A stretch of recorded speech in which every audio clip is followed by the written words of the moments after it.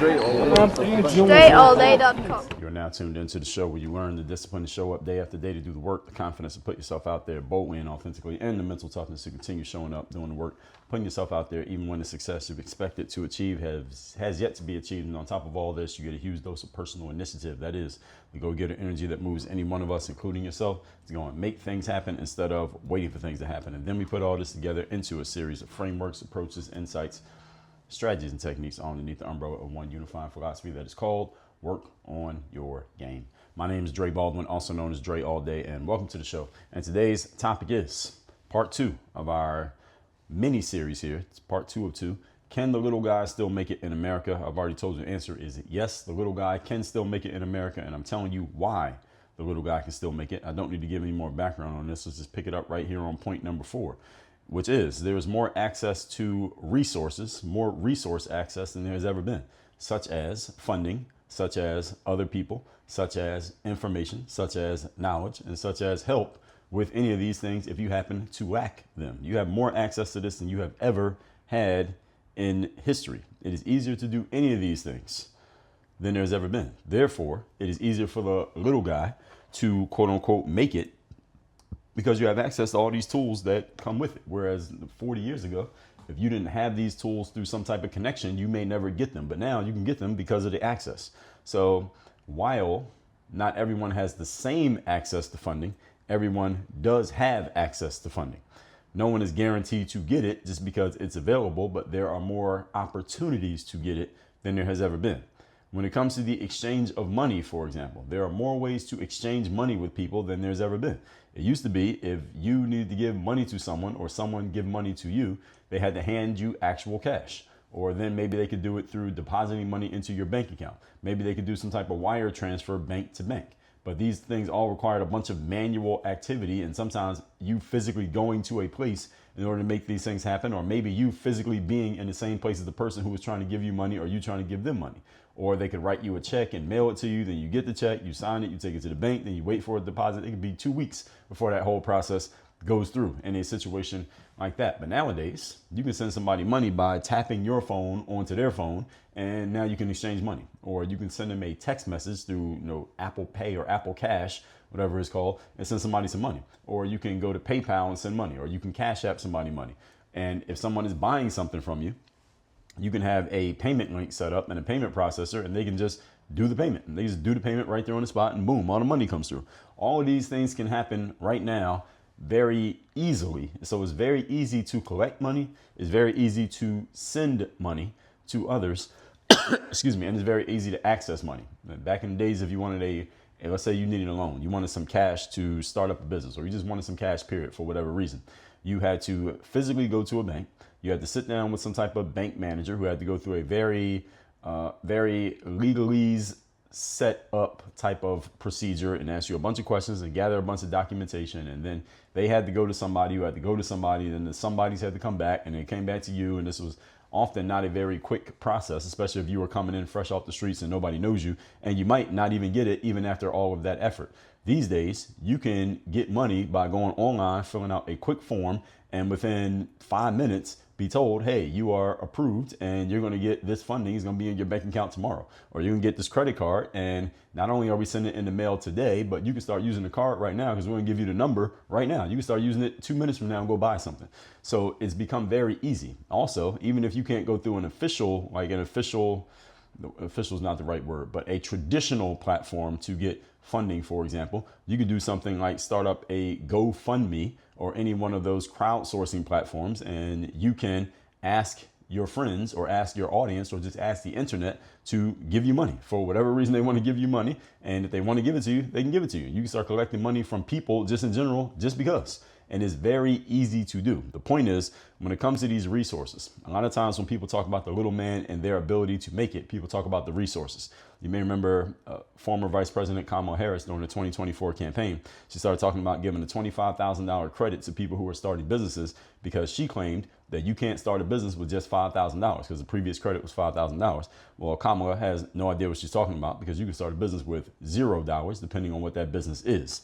Now, the money that you would need or use to start a business these days you can get access to that much quicker, and you can start a business again with absolutely nothing. So Kamala was thinking about some ideas that she probably remembers from the 70s and 80s when she was a little bit younger, but what she's talking about to this day is not true at all. So this access to funding, this access to possibly accessing funding, these access to the possibilities of what you could get when it comes to funding. Because a lot of people talk about, if I want to make it, I need money, I need connections, I need information, I need to know the right people. Well, nowadays you can get all of that from the comfort of your couch. You don't even have to leave your house. You can get money, you can make connections through the internet and social media. You can get information through Google and AI software that will pretty much answer any question that you can ask. And then the connections to the right people are all based on using those other three things that I just told you about. Anybody can do this right now. None of you is blocked from any of this as long as you have access to the internet. And every one of you listening to me has access to the internet by the very virtue of the fact you're listening to my voice right now. So who's blocked from this? How can a little man not make it when you have this? When you see people who have made it and become successful, often you'll see others talking about them offering a rationalization. Well, they only made it because their parents had already made it, or their parents left them money, or their parents set them up, or they had a fortuitous circumstance that worked in their favor. Well, here's the thing. If you're a little guy, you have nothing, you still have access to so many resources now that, what does it matter? Your parents can be nobodies and you can make it. You could be a nobody and your kids can make it. So all of these possibilities exist nowadays because of all the resources that everyone has access to now and has been set up this way. So when it comes to the exchange of money, I already talked about that. Whatever you can think of when it comes to moving money around, it's easier than it's ever been. It's easier to be an investor now. It used to be if you wanted to invest in the market, you wanted to invest in stocks, you had to be what they call an accredited investor, which meant you need to either have earned a certain amount of money or you had to have a certain amount of money in cash available and you had to prove it and it had to be documented and you had to go through these banks and again, all this legalese and all this red tape just to prove that you had enough money to give money to banks. And that's the way you could get involved in investing. And then you had to invest a certain amount of money. If you didn't have, let's say, $10,000, you could not get into the market. These days, you can get into the stock market as an investor with $10. Not $10,000, $10. You can get into the market with $1. All you have to do is buy a fractional share of a stock. Fractional investing is the new thing. What is fractional investing? It means instead of buying a stock like Apple, I was just talking about this on my live stream the other day, but let me look this up and see what it is. So I'm going to look up Apple stock because I remember their code. Their Apple stock is $187.27 right now. If you want to buy one share of Apple stock, I'm recording this in spring of 2025. So the number has probably changed by the time you hear this. Back in the day, if you wanted to invest in Apple stock, you had to buy either a certain number of shares or invest a certain amount of money in order to become an investor. So if you didn't have, let's just say you wanted to buy 10 shares. Let's say you were required to buy at least 10 shares of any stock you get involved in, or you had to spend at least $10,000. You were buying full shares, big pieces of shares, even if not a full share. Nowadays, you can buy $1 worth of Apple stock, which is not even 1% of Apple stock, but it's about half a percentage point. If one share is worth $187, $1 is about a little bit less than half of a cent. So half of a percentage point rather. So now you're an Apple investor. All right, but that $1, you can do that now. You can do it from the comfort of your couch. All you do is connect your bank account or a debit card to that and you can buy. You can buy Bitcoin the exact same way. So again, all these things that used to have barriers to entry, and a little guy, if you didn't have a lot of resources or you didn't know anyone, you could not get in. It was gate kept in this way. All those gates have fallen. All of these gates have fallen, ladies and gentlemen. It is easier to start a business with no money whatsoever than it has ever been. 40 years ago, if my parents wanted to start a business, they had to kind of know somebody. They had to go to the bank and get some money if they didn't already have any.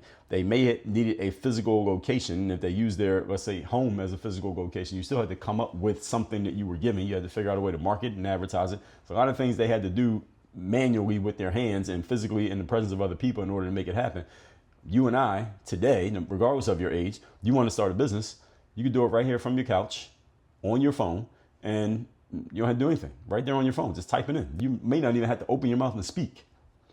You just put something out, push a couple buttons, and boom, it's available for sale. You get it in front of an audience, people can start buying it. You can make money and never have any type of communication exchange with that other human being if you don't want to, and if they don't want to.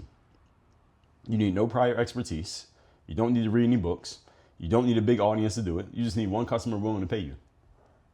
And you'll never have to meet this person. Again, 40 years ago, could you have done this? The answer is no. So when it comes to funding, as I did an entire episode on how you get funding, by the way, in episode number 2663, there are more ways to do this now than there has ever been. So any of you who thinks funding or access to money might be in your way, that has been handled. Point number 5, today's topic once again is, can the little guy still make it in America? Number 5, and the answer is yes. Number 5, networking has been flattened and democratized. I just touched on this in a previous point. What does networking mean? Networking is one form of what we all know, or what you should understand, as politics. Politics means things that human beings do to protect or advance their own personal interests through the use and connection with and of other human beings. That's all politics is. I'm not talking politics like the government, just politics, period. Things you do to protect or advance your own personal interests through the use and communication with and of other human beings. That's it. Networking is one side of the political coin. When things are working in your favor, generally we call it networking. And when we say things are political, what we're talking is the other side of politics, which is when things aren't working in your favor. So you say things are political. People usually use that term as a pejorative. Oh, it's all political. Oh, this industry is all political. This business is all political. This company is all political. This neighborhood is all political. Or you can call it two sides of relationships. I'm referring to it as politics to help you understand that this term is not a negative thing. It's actually a good thing. You should want to get involved in politics, not political, not government politics, but people politics. You should want to be involved. And as a matter of fact, all of you are already involved in politics. You're either playing the game well or you're not playing it well. I would suggest you get conscious about it so you can play it well on purpose. So what most people call networking just means connecting with other people who could help you and you could help them. That's what networking is. The reason people connect and they build relationships is because each of them is getting something out of that relationship. Social media has done a great job of flattening this curve, this networking curve. So nowadays, you're only 2 or 3 degrees of separation away from any other human being on the planet. Anybody you want to connect with, you don't need 6 degrees of separation. 2 or 3 degrees, you can connect with that person, especially if that person is findable through the internet. Even if they're not, you can find someone who can find them offline. And again, you don't have to go through 6 people to get there. Now, this doesn't mean you're going to end up doing a business deal with every person you name, or that you're going to become their friend or even have a conversation with them. The point is you have a way of getting to them that is a lot easier than it has ever been, and is only going to get easier as more and more people put all of their private information on the internet. And any of you who uses social media, in case you didn't understand, that's what you're doing when you use social media. You're giving up all your privacy. And 10, maybe 15 years from now, people are going to realize what they did. But by then it's going to be too late. It's already too late, but people haven't woken up to it just yet. So if you think the only thing between you and your success is access to other people, okay, what a time to be alive. You couldn't be alive at a better time than you are right now or any time in the future. You have plenty of access to other people, and a lot of them want to be accessed. They want to be accessed. They want to be found. So again, if you need people, you need funding, you need resources, these things are all available. And point number 6, today's topic once again is, can the little guy still make it in America? The answer is hell yes. Number 6 reason is that the market is now global. So those of you who don't want to just reach to your local neighborhood or just to your city or your state or your country, now you can do business all over the world. You can connect with people all over the world who are in places that you've never been, and you're in a place that they've never been and may never go. It's not just local or national. I've had plenty of people working with and for me who I have never been where they are and they've never been where I am, yet we are able to transact, we're able to do business together, we're able to get things done and communicate completely fine without ever physically meeting and physically shaking hands. I hire in the Philippines all the time. I have people from India who are doing work with and for me. I have people from, where's my graphics guy? I forgot what country he's from. I can't remember. It's some country he's from. I can't even remember what it was. But it ain't the United States. That's my point. And wherever it is, I can't remember the name of his country. I ain't been there. The whole point is, ladies and gentlemen, the market is now global. It's not just local. It's not just national. All right. The team who edits the audio for this show, Nico and his wife and their team, all right, they're in the Philippines. I've never been to the Philippines. I want to go to the Philippines. I hear it gets very hot and humid out there, but I haven't been to the Philippines yet. And as far as I know, since I've known them, they haven't been here in the United States. But you see this episode comes out every day, right? You see the show comes out every day. How's the audio sound? Nice, crispy and clear, right? All right, so the market is global, folks. It's not local. It's not even national anymore.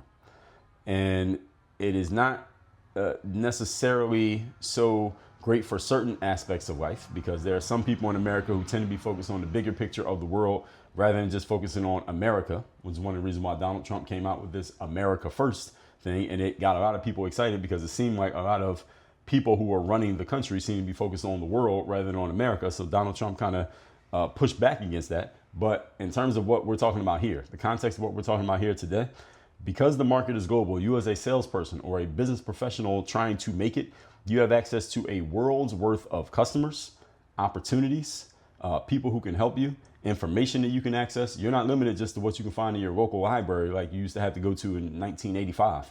Now you have access on the internet to any information in the world that's available. Any information that has been collected and is available digitally, you have access to it.